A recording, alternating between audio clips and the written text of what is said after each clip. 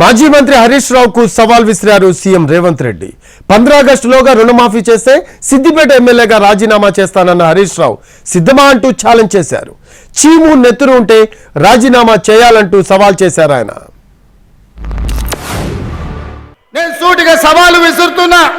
తాటి చెట్టు లెక్క పెరిగితే సరిపోదు, దూలం లెక్క ఉన్నావు, దూడకున్న బుద్ధి కూడా లేదని ఆనాడు హరీష్ రావు సవాలు విసిరిండు.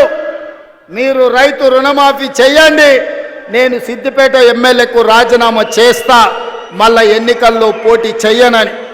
ఇవాళ ఈ వైరాగడ్డ మీద నుంచి ఖమ్మం ప్రజల సమక్షంలో హరీష్ రావు, నీకు సీము నెత్తురుంటే, సిగ్గు లజ్జ ఉంటే రాజీనామా చెయ్యి.